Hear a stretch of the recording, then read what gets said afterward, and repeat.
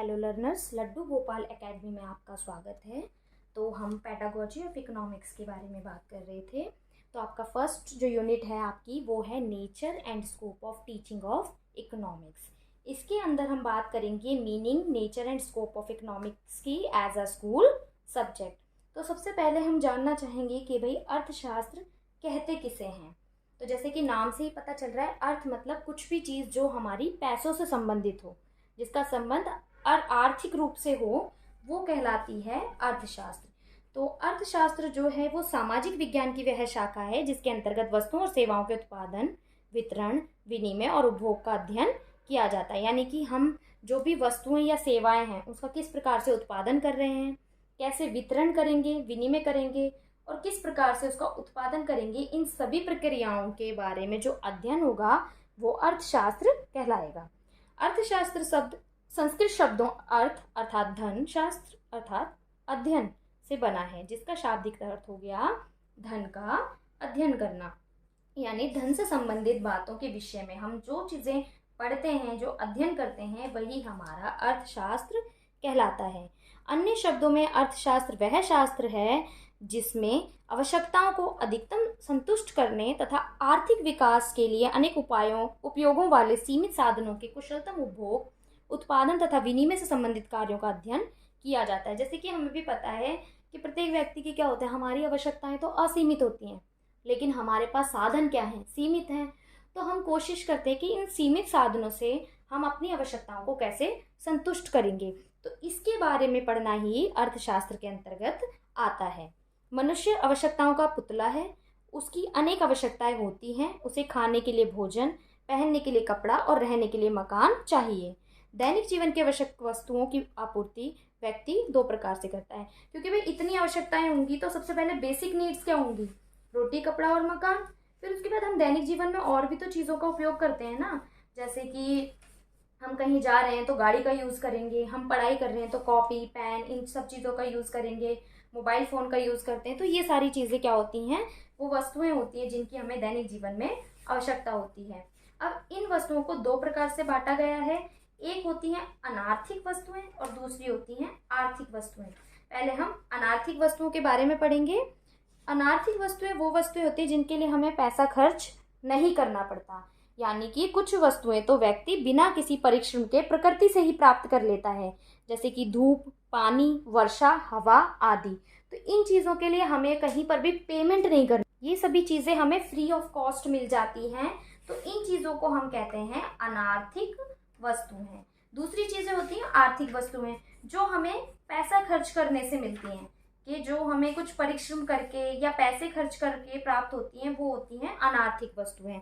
अधिकांश वस्तुओं के उत्पादन के लिए मनुष्य को परिश्रम करना पड़ता है, जैसे अनाज, कपड़ा, कार, रेडियो, फर्नीचर आदि।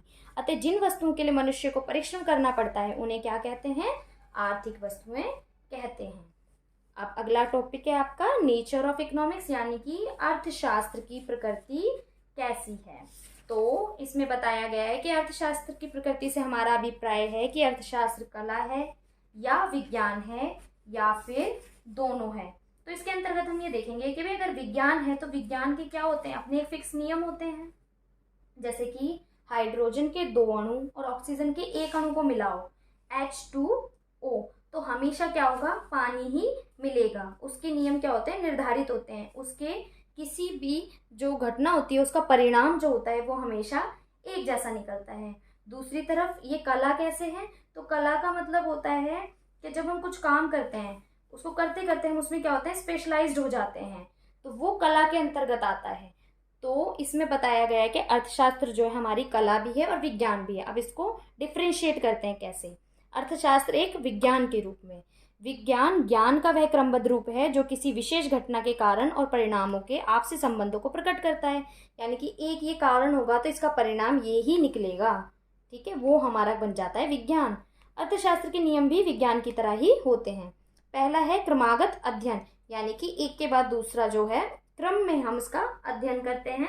अर्थशास्त्र में सामाजिक मनुष्य के धन संबंधित कार्य का अध्ययन किया जाता है, क्योंकि अर्थशास्त्र में आर्थिक क्रियाओं से संबंधित तथ्यों को इकट्ठा किया जाता है, उनका वर्गीकरण किया जाता है और उन्हें मापा जाता है। क्योंकि हम बात इकोनॉमिक्स की कर रहे हैं अर्थशास्त्र की कर रहे हैं तो इसमें जो भी कार्य होगा वो आर्थिक क्रियाओं से संबंधित होता है। दूसरा है वैज्ञानिक नियम। अर्थशास्त्र के नियम जैसे मांग का नियम, पूर्ति का नियम आदि वैज्ञानिक नियम हैं, क्योंकि ये आर्थिक घटना के कारण और परिणाम में संबंध प्रकट करते हैं।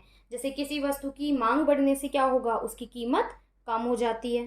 ठीक है, मांग का नियम पढ़ते हैं ना, तो वो सारी चीज़ें क्या होते हैं, नियमों पे आधारित हैं।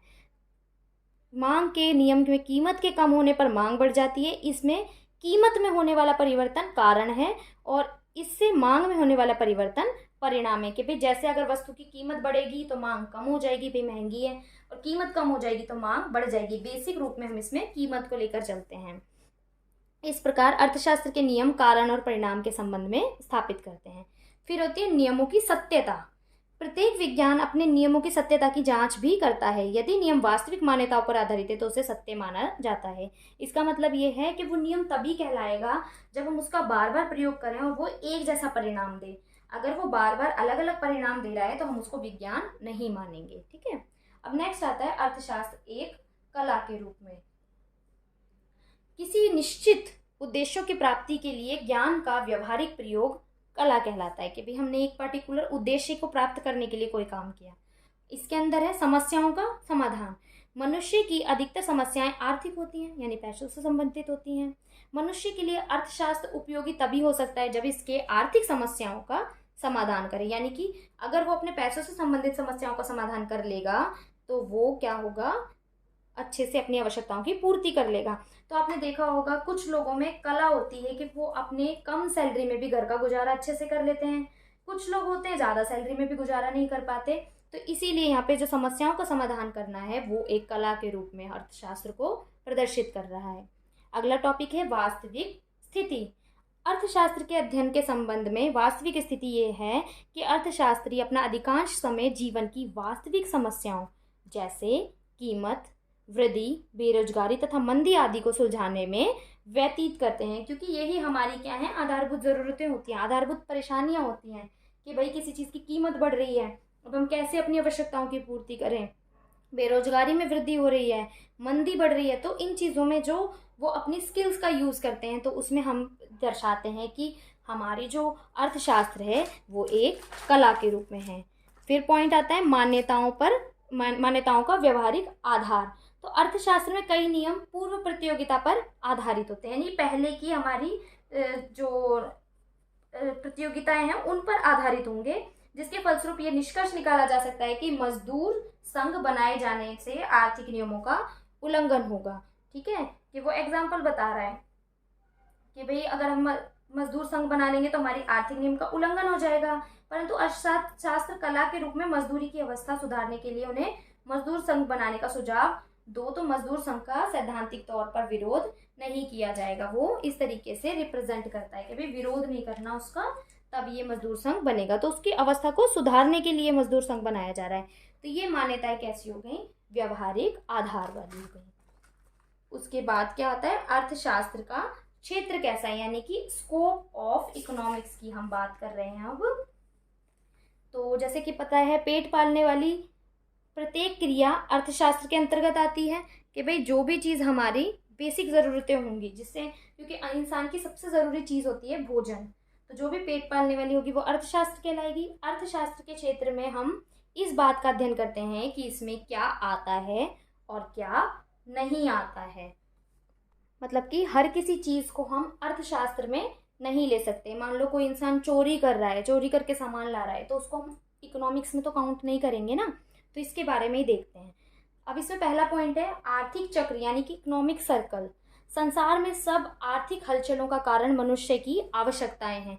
क्योंकि जब तक इंसान को नीड नहीं होती वो कोई चीज़ नहीं छेड़ता है ना। अगर मान लो शेर है, शेर ने शिकार कर लिया, उसका पेट भर गया, तो वो क्या करेगा, जब तक उसको भूख नहीं लगेगी शिकार नहीं करेगा, यानी कि नीड नहीं है उसे। ऐसे इंसान है, जब तक उसको किसी चीज़ की नीड नहीं होगी तो वो नई नई खोजें नहीं करेगा।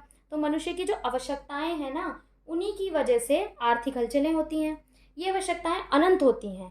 इन्हें पूरा करने के लिए प्रत्येक मनुष्य प्रयत्न करता रहता है, यानी कि वो कोशिश करता रहता है। इससे उसे धन भी मिलता है इस धन से वह अपनी आवश्यकताओं की फिर संतुष्टि करता है।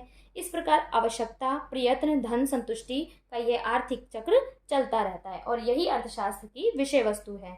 जैसे आपको घर में किसी चीज़ की ज़रूरत हुई, नॉर्मली खाने की तो सभी को ज़रूरत है, बेसिक खाना, भोजन, मकान, उसके लिए क्या करते हैं हम, प्रयत्न करते हैं, फिर जॉब पर जाते हैं, वहाँ से काम करने के बाद क्या मिलेगा, सैलरी मिलेगी, सैलरी से हम क्या करेंगे, अपनी उन नीड्स को पूरा करेंगे, फिर हमारी फिर कोई ना कोई दूसरी नीड आ जाएगी। यह आर्थिक चक्र चलता रहता है और यही अर्थशास्त्र की विषय वस्तु है। तो ये चक्र भी बना रखा है, जैसे पहले आवश्यकता होगी, फिर आप कोशिश करोगे, फिर आपको धन मिलेगा और फिर आप संतुष्टि प्राप्त कर लोगे, देन आपकी फिर कोई ना कोई नई आवश्यकता क्रिएट हो जाएगी। अब अर्थशास्त्र के कुछ भाग हैं, जैसे उपभोग यानी कि कंजम्पशन। इसमें हम आवश्यकताएं तथा उपभोग के विभिन्न नियम जैसे कि उपयोगिता ह्रास नियम, समसीमांत नियम, उपयोगिता नियम आदि के बारे में पढ़ते हैं। ठीक है, कि उपभोग सबसे पहले होते हैं, हम कंजम्पशन की बात कर रहे हैं, तो जो उपयोगिता ह्रास नियम, सीमांत नियम, उपयोगिता का नियम, ये सारे जो होते हैं उपभोग के अंतर्गत ही आते हैं। नेक्स्ट है हमारा उत्पादन। उपभोग के लिए वस्तुओं और सेवाओं का उत्पादन जरूरी है, क्योंकि उपभोग हम करेंगे किस चीज़ का, तो उत्पादन भी तो करना होगा ना, तो उत्पादन उपभोग के लिए जरूरी है। इसमें उत्पादन के साधन जैसे भूमि, श्रम, पूंजी, प्रबंध और उद्यम तथा उत्पादन के नियमों का अध्ययन करते हैं कि भाई किसी भी चीज़ की क्या होगी, हमारे पास जो भी होता है ना, हमारे 4 साधन मेन होते हैं, भूमि, श्रम, पूंजी और उद्यम या प्रबंध। ठीक है, उसके बारे में हम उत्पादन करते हैं। उसके बाद आता है विनिमय यानी कि एक्सचेंज। प्रत्येक मनुष्य अपनी आवश्यकता की सभी वस्तुओं का स्वयं निर्माण नहीं कर सकता है। ऐसा तो नहीं है ना कि भाई हम दुनिया में आए हैं तो हम खुद ही गेहूं भी उगा लेंगे, चावल भी उगा लेंगे, हम कपड़ा भी बना लेंगे, हम हर चीज़ अपनी बना लेंगे, ऐसा तो पॉसिबल नहीं है। तो हर व्यक्ति अपना अपना काम करता है।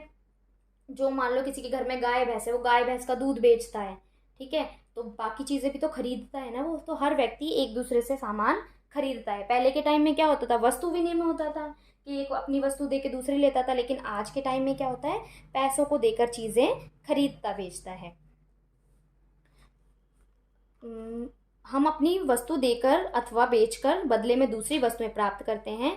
इस प्रकार अर्थशास्त्र के जिस भाग में क्रय विक्रय के सिद्धांत और बाजार आदि के बारे में अध्ययन किया जाता है उसे क्या कहते हैं, विनिमय कहा जाता है। अगली बात आती है वितरण यानी कि डिस्ट्रीब्यूशन की।